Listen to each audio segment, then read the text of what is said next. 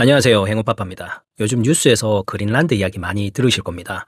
오늘은 이 하얀 섬에 숨겨진 기막힌 뒷이야기들을 아주 자세하게 파헤쳐 보겠습니다. 여러분이 알고 계신 그린란드는 사실 처음부터 아주 고약한 거짓말로 시작된 땅입니다. 때는 982년 에리크라는 바이킹이 살인을 저지르고 고향에서 쫓겨난 뒤 이 섬을 발견했는데요. 자기가 살 땅에 사람들을 끌어들여야 하는데 누가 그 추운 얼음 구덩이에 제 발로 가고 싶겠어요. 그래서 에리크가 아주 머리를 굴립니다. 이름부터 사기를 친 건데요. 그게 바로 초록색 땅, 즉 그린란드였습니다. 말하자면 이게 1000년 전 기획 부동산 사기였던 거예요. 실제로는 땅의 80%가 얼음밖에 없는데 풀이 무성한 초록색 땅이라고 광고를 했으니 그 말만 믿고 전 재산 처분해서 배에 올라탄 바이킹들은 도착해서 얼마나 황당했겠어요. 하지만 이 황당한 이름 낚시가 대성공을 거두면서 역사가 묘하게 꼬이기 시작합니다. 이 사기에 속아서 수천 명의 바이킹이 이 얼음섬으로 꾸역꾸역 들어온 거죠. 그런데 여기서 천벌이라도 내린 걸까요? 지구의 소빙하기라는 끔찍한 추위가 닥쳐버립니다. 초록색 땅이라더니 눈앞에는 하얀 눈이랑 시퍼런 얼음만 가득하게 된 거죠. 농사도 안 되고 키우던 가축도 다 얼어 죽으면서 결국 바이킹들은 굶주림 속에 처참하게 사라지고 말았습니다. 그렇게 수백 년이 지나 세상 사람들이 이 섬을 까맣게 잊었을 때쯤 1721년에 덴마크 선교사 한스 에게데가 나타납니다. 이 사람은 참 착한 마음에 배를 띄웠어요. 옛날에 거기 간 우리 조상 바이킹들이 혹시 아직 살고 있을까? 살아있다면 구해주러 가자 하고 말이죠. 자, 그렇다면 도착한 그가 마주한 풍경은 어땠을까요? 바이킹은 없고 고래 잡고 개 썰매 끄는 이누이트족만 살고 있었던 겁니다. 분명 조상들을 구하러 간 건데 남아있는 건 차가운 얼음뿐이었던 거죠. 그런데 덴마크는 여기서 그냥 돌아가지 않았어요. 에라, 모르겠다. 온 김에 여기 우리 땅 하자라며 깃발을 꽂아버립니다. 이게 지금까지 이어지는 300년 넘는 덴마크 지배가 시작된 기막힌 순간이었던 거죠. 자, 그렇다면 이 질긴 인연이 어떻게 노르웨이가 아닌 덴마크만의 차지가 됐을까요? 사실 여기에는 역사에 기록된 아주 기막힌 말장난 하나가 숨어 있습니다. 원래 덴마크랑 노르웨이는 덴마크 노르웨이 연합 왕국이라는 이름으로 한 지붕 아래 살던 아주 끈끈한 식구였거든요. 왕 한 명이 두 나라를 다스리니까 사실상 남이 아니었던 거죠. 그런데 1814년에 큰일이 터집니다. 나폴레옹 전쟁이 막바지로 가면서 상황이 아주 묘하게 돌아간 건데요. 덴마크가 줄을 잘못 서는 바람에 전쟁에서 진 패전국 신세가 된 거예요. 승전국들은 덴마크 멱살을 잡고는 이렇게 소리칩니다. 야, 너희 벌 좀 받아야겠다. 노르웨이 땅 통째로 스웨덴한테 넘겨. 나라가 반쪽 나게 생겼으니 덴마크가 얼마나 절박했겠어요. 이때 덴마크 외교관들이 머리를 굴려서 아주 기막힌 꼼수 하나를 부립니다. 조약서를 쓰면서 구석에다가 아주 슬쩍 예외 조건을 하나 밀어 넣은 거예요. 내용은 이랬어요. 그래, 노르웨이 본토는 줄게요. 그런데 원래 거기 딸려있던 그린란드랑 아이슬란드는 우리 덴마크가 계속 가질게요. 말하자면 아파트를 통째로 넘겨주기로 해놓고선 베란다랑 창고는 우리 거니까 건드리지 마라고 조그맣게 적어둔 셈이죠. 그때 승전국들은 노르웨이 본토 뺏는 데만 정신이 팔려서 그 먼 바다 얼음섬 따위는 안중에도 없었거든요. 그 추운 얼음 덩어리 가질 테면 가져가라 하고 덥석 도장을 찍어버린 겁니다. 결국 이 슬쩍 끼워 넣은 한 문장 때문에 노르웨이의 자식이었던 그린란드가 하루아침에 덴마크 손으로 넘어가게 된 거예요. 그런데 이 조용한 섬이 세계 역사의 한 복판으로 강제로 끌려 나오는 결정적인 사건이 터집니다. 바로 제2차 세계대전이에요. 사건의 시작은 1940년이었습니다. 덴마크 본토가 나치 독일한테 단 몇 시간 만에 점령을 당해버린 거예요. 자, 여기서 상황이 아주 복잡해집니다. 본국이랑 연락이 뚝 끊겨서 졸지에 고아 신세가 된 이 그린란드를 누가 가장 먼저 챙기려고 했을까요? 바로 미국이었어요. 미국은 히틀러가 이 땅을 차지해서 거기다 비행기를 띄우고 미사일을 놓으면 자기네 앞마당인 뉴욕이나 워싱턴이 바로 위험해진다는 걸 본능적으로 알았던 거죠. 그래서 덴마크가 점령당하고 딱 1년 뒤인 1941년에 미국이 본격적으로 움직이기 시작해요. 당시 미국이 있던 덴마크 대사랑 몰래 손을 잡고 우리가 그린란드 지켜줄게 라며 군대를 보낸 거예요. 이때 그 유명한 툴레 공군기지가 얼음 위에 세워지기 시작하는데요. 이게 바로 미국 깃발이 그린란드에 처음으로 깊숙이 박히게 된 순간인 거죠. 그런데 전쟁이 끝나고 나서가 진짜 시작이에요. 미국이 막상 이 땅에 지내보니까 여기가 보통 물건이 아니라는 걸 뼈저리게 느꼈거든요. 전략적으로도 중요하지만 그 땅 밑에 뭐가 묻혀 있을지 가늠조차 안 됐으니까요. 그래서 1946년에 트루먼 대통령이 덴마크에 아주 파격적인 제안 하나를 던지게 됩니다. 자, 우리가 금괴로 1억 달러 시원하게 쏠게요. 그린란드 그냥 우리한테 파는 게 어때요? 여러분, 1946년에 금괴 1억 달러면 지금 가치로 따지면 하나 약 10조 원에 육박하는 어마어마한 돈입니다. 당시 본토는 나치한테 짓밟혔고 복구비는 산더미인데 돈은 없었어요. 지금에야 히토류, 북극 항로, 말하면 노다지 땅으로 가치가 재산정되었지만 그 당시에는 관리비만 드는 적자 땅이었습니다. 그런데 결과는 어땠을까요? 덴마크가 우리를 뭘로 보고 라며 자존심 상한다고 단칼에 거절하는 바람에 이 역대급 거래는 무산되고 말았습니다. 하지만 미국의 끈질긴 짝사랑은 이때부터 본격적으로 시작된 거나 다름없었죠. 덴마크 입장에서는 이때부터 밤잠을 설치기 시작합니다. 저 미국 녀석들이 언제 또 돈가방 들고 입지를 올지 모른다는 불안감이 싹 튼 거죠. 그 불안감은 갈수록 커졌고 결국 덴마크는 결단을 내립니다. 이 땅을 언제까지 식민지로만 두면 국제사회에서 눈치도 보이고 미국한테 뺏기기도 쉽겠다. 아예 우리 본토랑 똑같은 우리 땅으로 못 박아 버리자라고 말이죠. 그래서 1953년에 덴마크가 그린란드를 정식 주로 승격시킵니다. 이제 식민지가 아니라 덴마크의 당당한 한 부분이 된 거예요. 그런데 여러분, 말로는 같은 식구라고 하는데 정작 속사정은 어땠을까요? 사실 이때부터 진짜 서러운 갈등이 시작됩니다.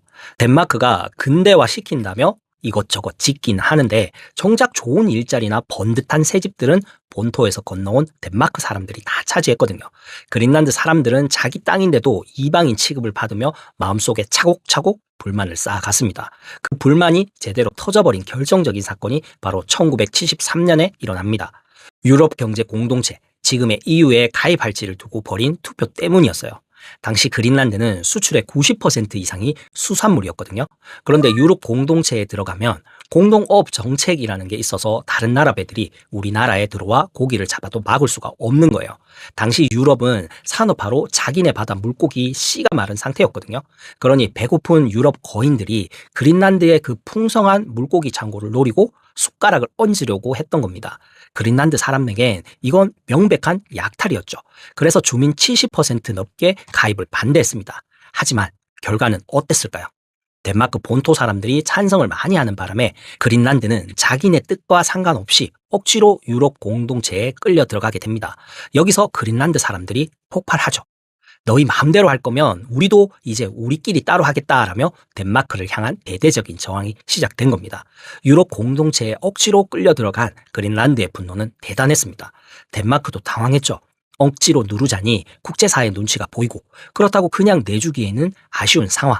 결국 1979년 덴마크는 머리를 아주 잘 써서 자치정부를 허락해 줍니다. 살림은 너희가 알아서 해. 대신 군대랑 외교권은 여전히 우리가 가질게 라며 일종의 타협안을 제시한 거죠. 자치정부를 세우자마자 이들이 가장 먼저 한 일은 역시나 유럽 공동체 탈퇴였습니다. 무려 3년 동안 유럽 전체를 상대로 싸운 끝에 1985년 세계 최초로 유럽을 탈퇴하는 원조 그린란드 엑시트에 성공합니다. 이때부터 그린란드는 자기 목소리를 내는 법을 확실히 배운 거죠. 그러고 나서 2009년까지 30년 동안 그린란드는 조용히 칼을 갑니다.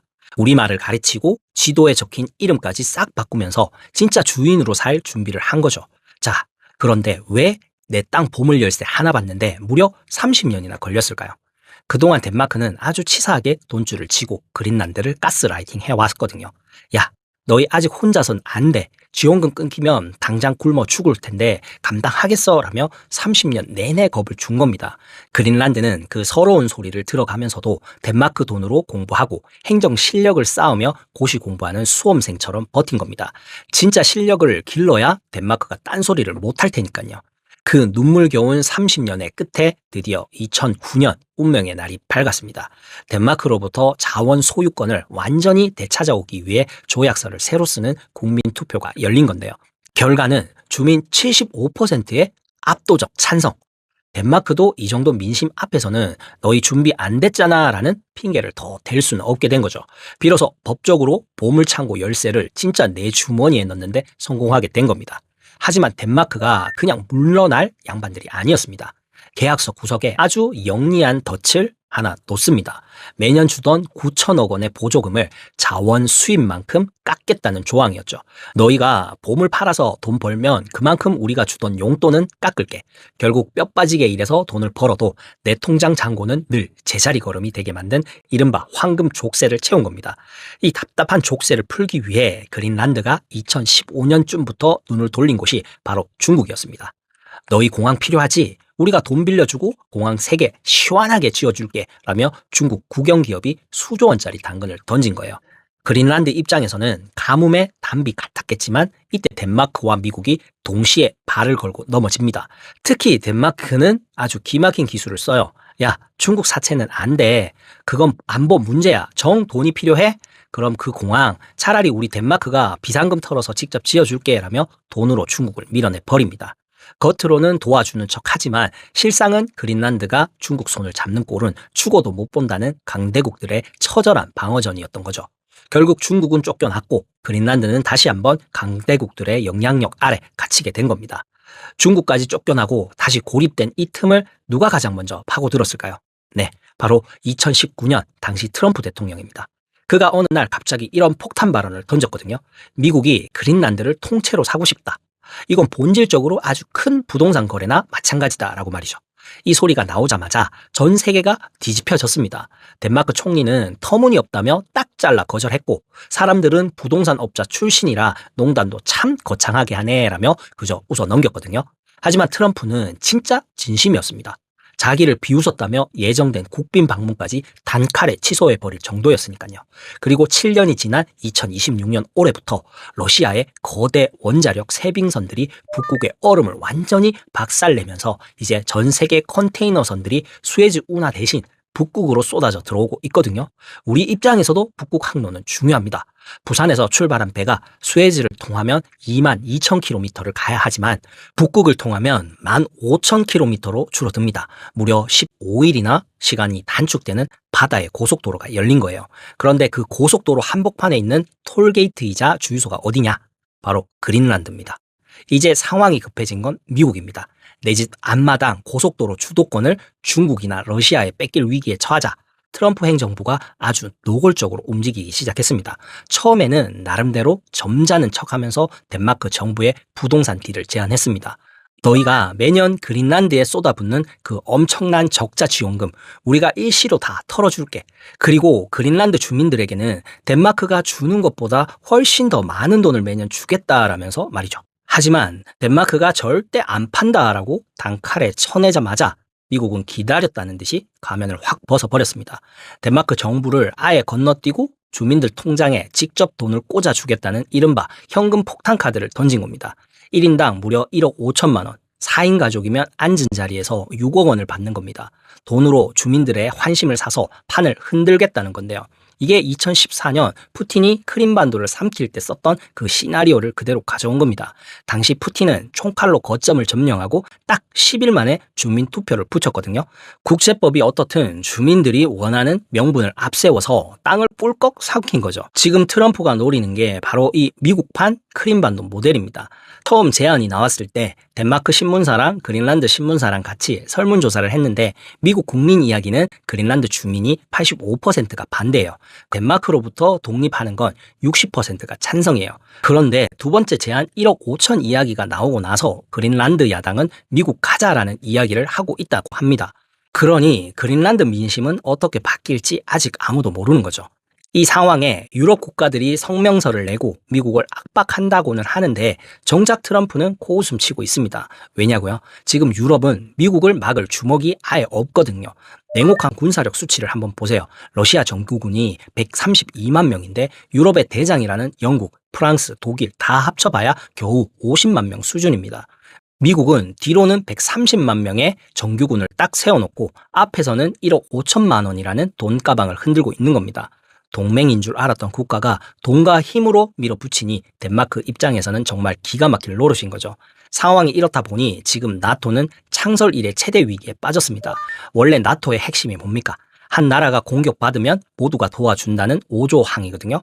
그런데 공격하는 쪽이 하필 나토의 주인이나 다름없는 미국이라면 집 지키는 개가 주인을 물려고 할 때 누가 와서 말려줄 수 있겠냐는 거죠. 결국 나토 자체가 공중분해될 수 있다는 흉흉한 소문이 도는 이유입니다. 그리고 덴마크 청년들은 이제 직접 총을 들고 나서겠다고 일주일 동안 자원 입대를 신청한 청년이 무려 5,200명을 넘어섰는데요. 평소보다 4배가 넘는 숫자가 한꺼번에 몰릴 정도로 긴장감은 상당합니다. 그린란드 입장에서만 보면 덴마크에서 독립하고 미국 국민이 되는 것도 아니고 독립국가로 돈을 투자받아서 발전시키면 제일 좋겠지만 그린란드의 인프라가 제대로 되어 있지 않은 상황이니 개발을 위해 천문학적인 금액을 지속적 투입되어야 하는데 유럽은 자원 파괴를 극도로 자제하는 문화 때문에 쉽지 않고 그렇게 보면 투자할 수 있는 나라는 정해져 있는 상황이죠. 앞으로 어떻게 될지 우리는 끝까지 지켜봐야겠습니다. 그런데 만약 여러분이 그린란드 주민이라면 어떠시겠습니까? 당장 통장에 꽂히는 현금 1억 5천만 원입니까? 아니면 가난해도 내 나라를 지키겠다는 자존심입니까? 여러분의 생각을 댓글로 남겨주세요. 오늘 이야기는 여기까지입니다. 구독과 좋아요, 알림 설정은 영상 제작에 정말 큰 힘이 됩니다. 지금까지 이슈와 이슈 채널의 행운파파였습니다. 감사합니다.